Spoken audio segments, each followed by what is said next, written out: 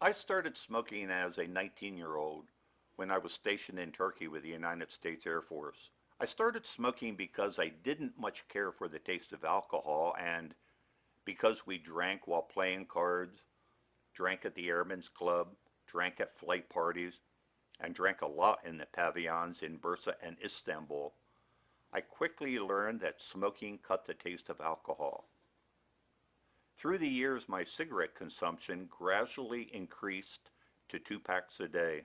Quitting was always in the back of my mind. It was an option I had for when the time was right for me. Cigarettes had become a constant friend.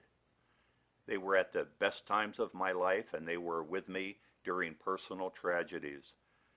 They were companions with me on international flights as I headed towards new adventures.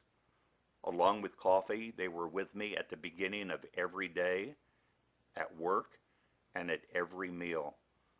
They went on every road trip with me for 40 years. They were with me on casino floors through wins and losses.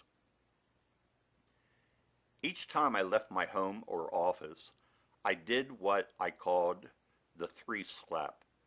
This was a routine where when I stood up to leave, I slapped my hip pocket to make sure I had my wallet, my pants pocket for my keys, and my shirt pocket for my nicotine friends.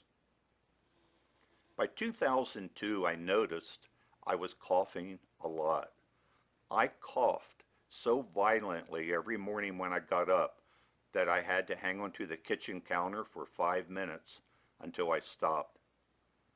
That's when I began to think that maybe if I took a break from smoking for just a while, the coughing would diminish. When I began planning my smoke break, I decided to put the cash I would have spent on cigarettes into a jar as kind of a positive reinforcement. So on January 12, 2003, the money clock began ticking. When I put out that last cigarette from the last pack of the last carton that day, I put on my first nicotine patch. Contrary to the printed directions on the pack, I left it on when I went to bed that night and had wonderful, vivid dreams. In the morning, right after my shower, I put on a new one. I also carried one with me to work that day in case I needed an extra. The most important thing to me was that I knew I had one in my pocket if I needed it. Each of those first few days went surprisingly well. I never had to use a fifth patch. Although I continued carrying a spare patch with me for a couple of weeks, just in case, I honestly never even came close to using it. After 40 years of smoking, most of that time 2 packs of non-filters a day, I was smoke-free in just 4 days. Nobody was more amazed than I. My weight didn't change at all. I had always heard that food tasted spectacularly better after stopping smoking. I never noticed that.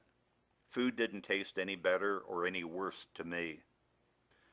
I hated the warnings about idle hands and boredom.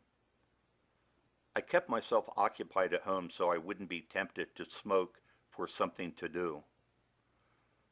What better way to start than cleaning my home?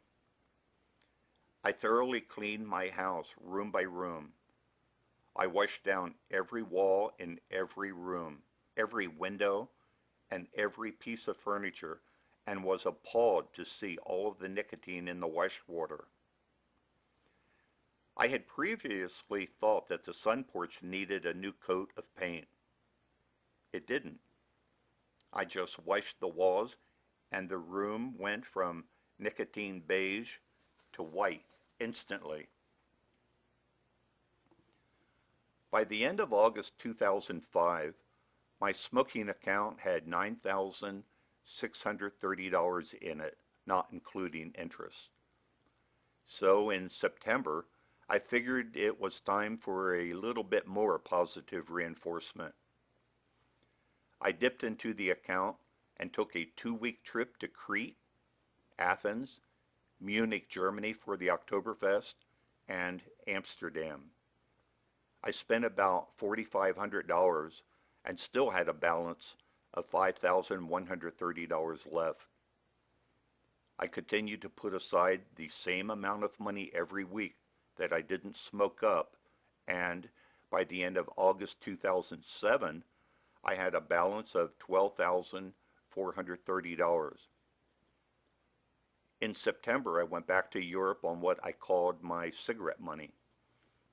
This time I took a 3-week trip through Greece, Turkey, Romania, Hungary, Austria, Germany for the Oktoberfest again, Luxembourg, Belgium, and Amsterdam. I spent $6,500 and my smoking account continued to grow. Finally, in August 2009, I closed the account. I had given up smoking. To be honest, I never thought I could do it. I took the remaining money, which was over $13,240, and paid cash for a new smart car. The balance of my smoking account when I closed it was coincidentally almost exactly to the dollar of the cost of the new car. I took it as a sign. And one more thing. I don't cough anymore.